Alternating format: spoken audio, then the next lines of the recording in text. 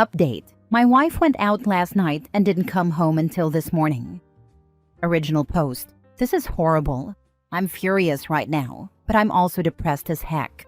I know what I have to do. It's just killing me that I have to do it. It's fresh and it hurts a lot. My wife didn't come home last night. She went out with a couple of girlfriends, which is pretty normal for her. She's normally back around 2 a.m. on these nights, so I waited up. Around 2:30, I called to check in. She answered, and I could hear people in the background. She told me they went to a party but were leaving in a couple of minutes.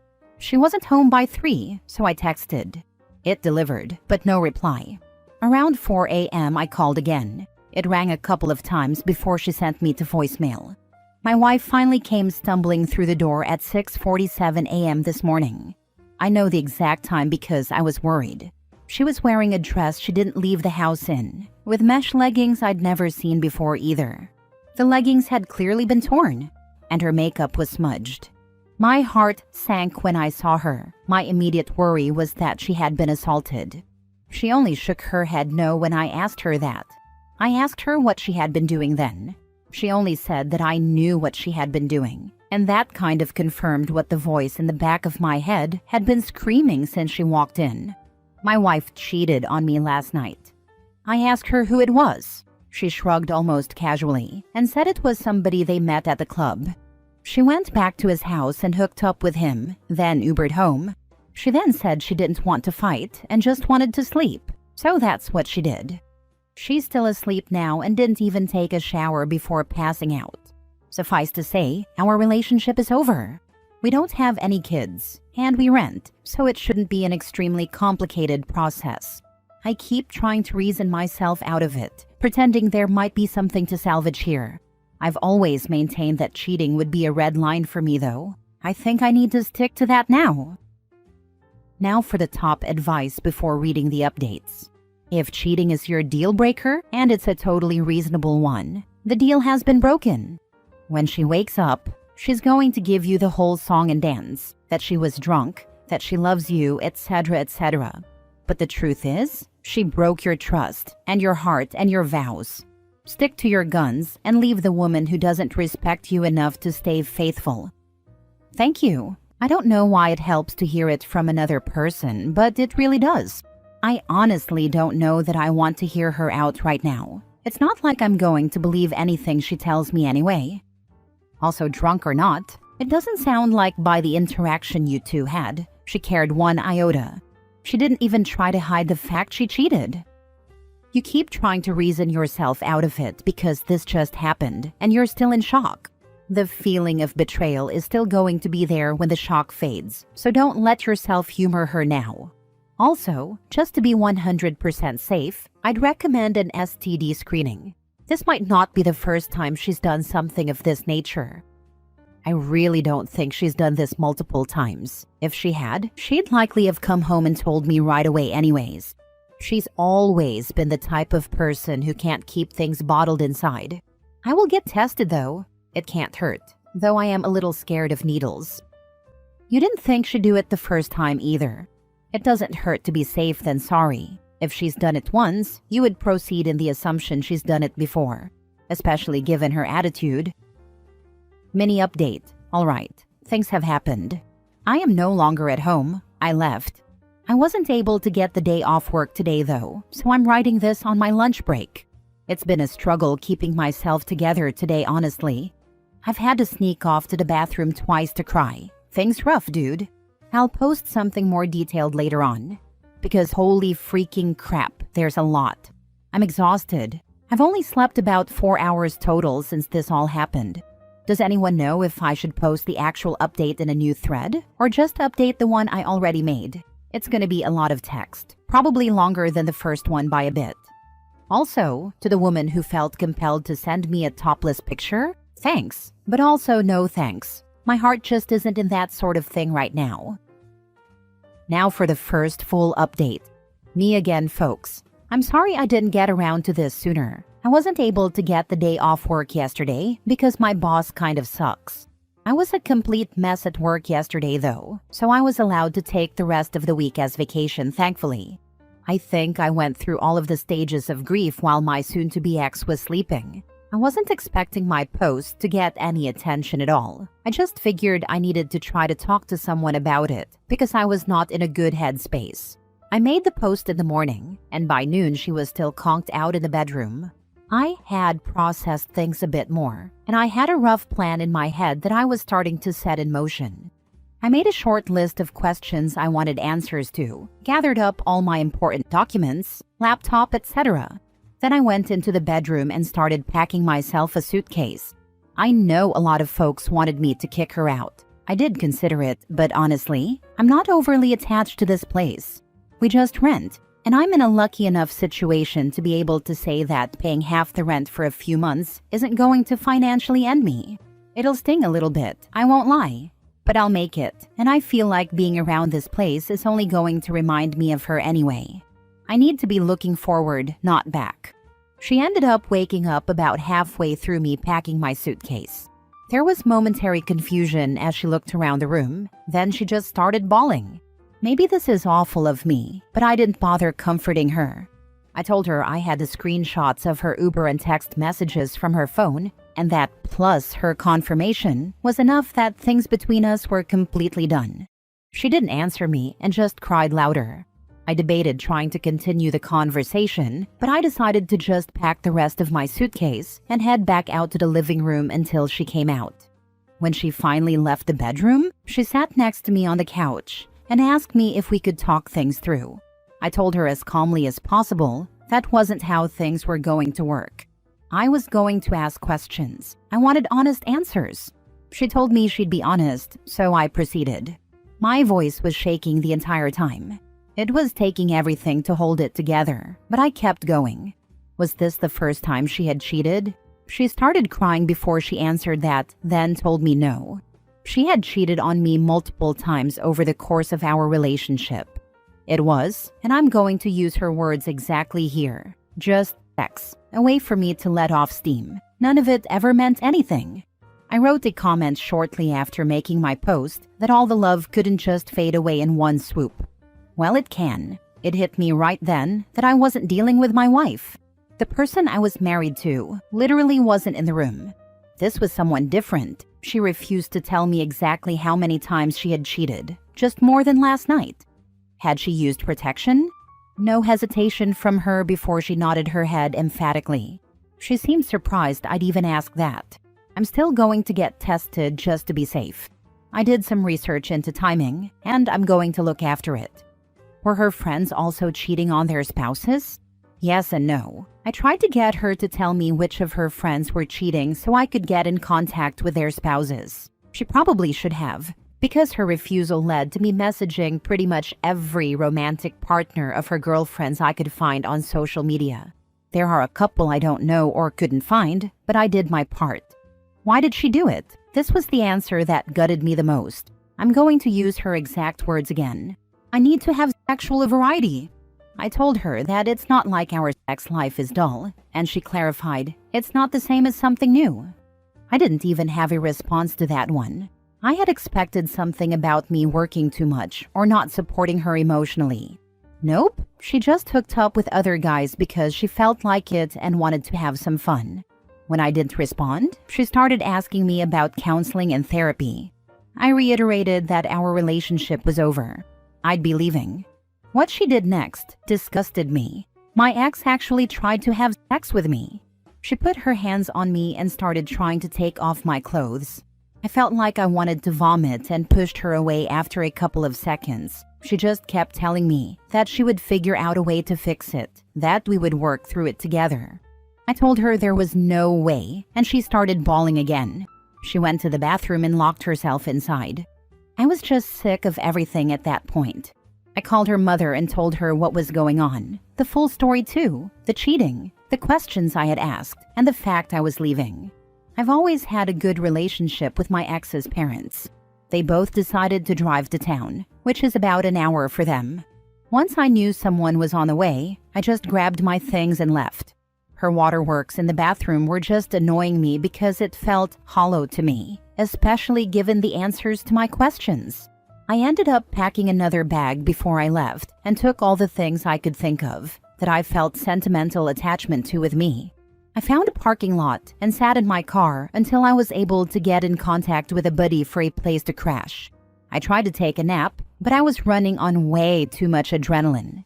I knew when her parents had made it to the apartment because she started calling me. When I didn't answer those, she started texting me. She had gone from sad and crying to furious. Apparently, I'm a freaking piece of crap for telling her mom everything. Whoops, I'm not sorry. I've received roughly 100 texts from her since leaving. They range from name-calling all the way to begging me to come back, to sending me pictures of the food she ate for some reason. I haven't responded to any of them. I feel like I said my piece before leaving. So that's where I'm at now. We didn't have joint finances, so that part was easy.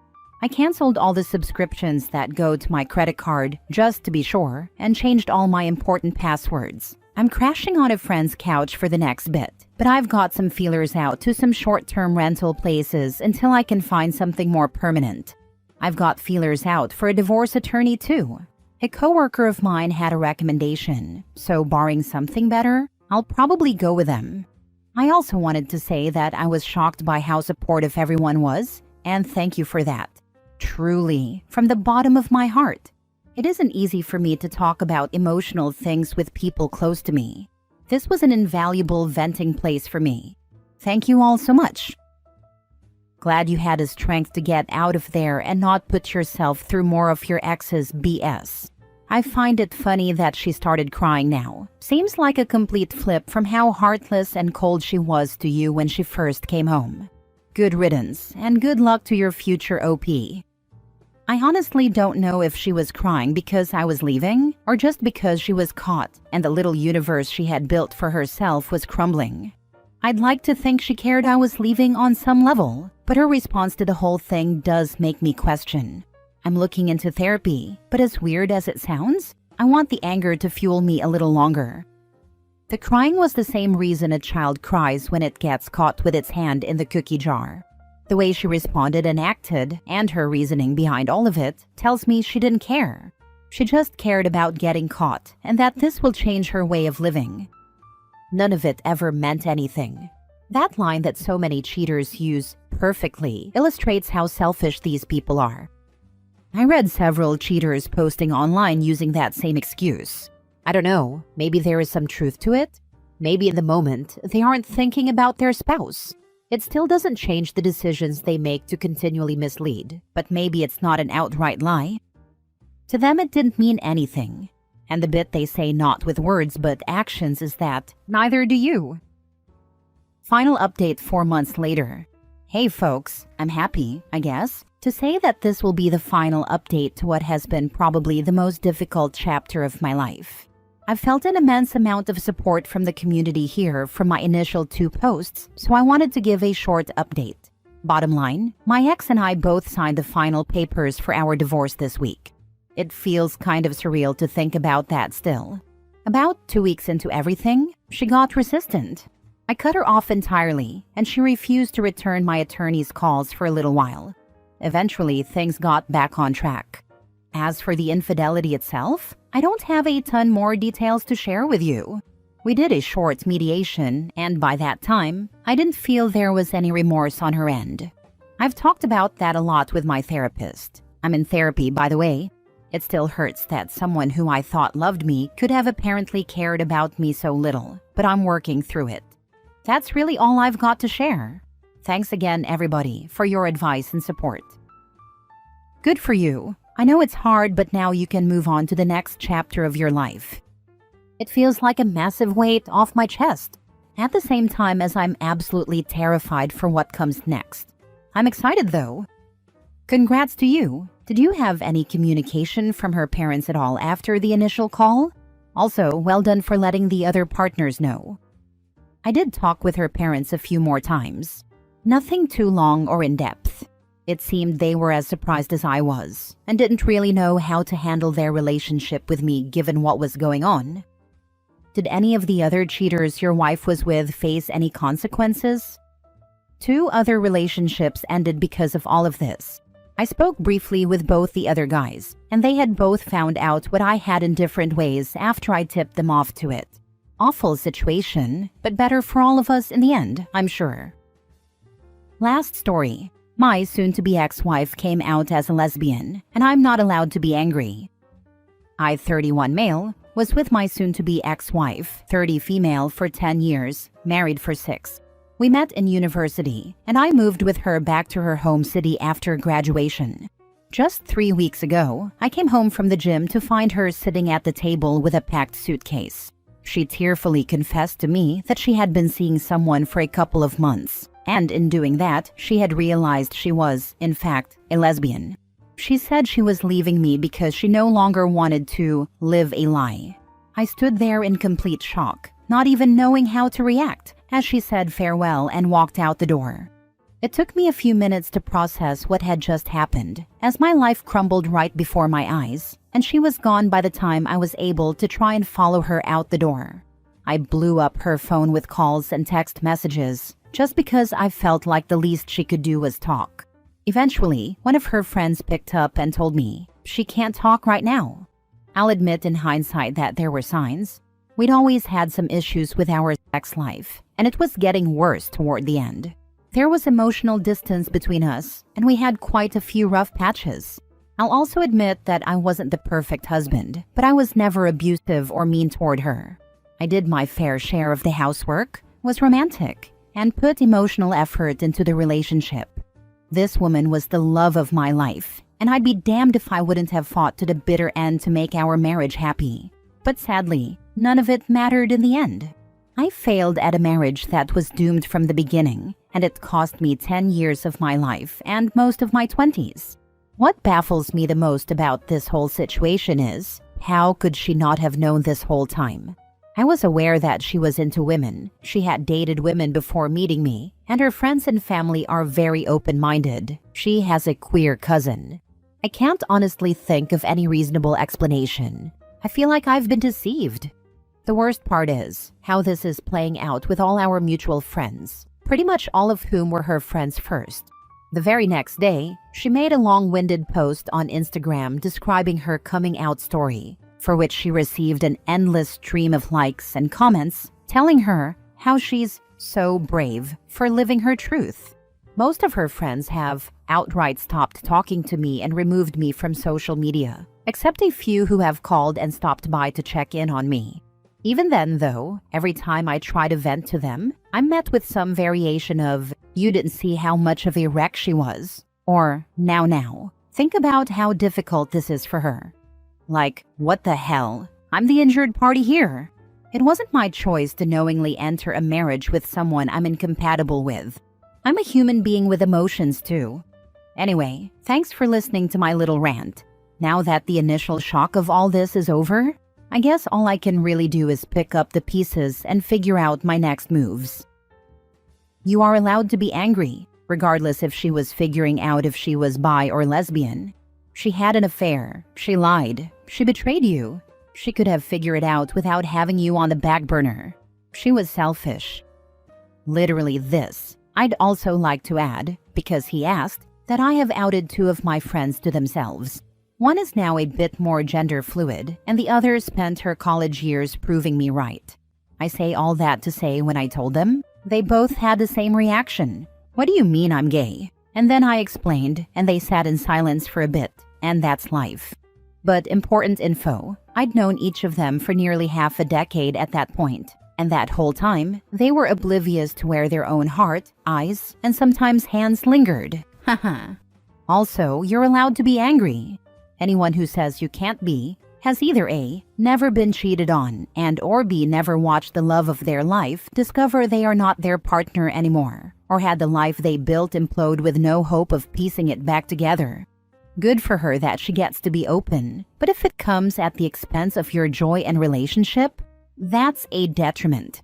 So you're allowed to mourn that, and scream, and feel the pain. Just promise yourself you'll get up after this chapter closes. Time passes, and the absence becomes a little less lonely, a little more welcoming. Taking the discovery of her sexuality completely out of the equation here, she's been cheating on you. That's flat out unacceptable, regardless of if someone is just trying to find themselves. You have every right to be upset by the dissolution of this relationship because you were cheated on. I wouldn't say she led you on in regardless to her sexuality. I didn't fully come into my own sexuality until after my marriage, and so for many, it takes time to figure it out. But you don't figure it out by cheating. That's the biggest issue here, and I'm sorry you're going through this.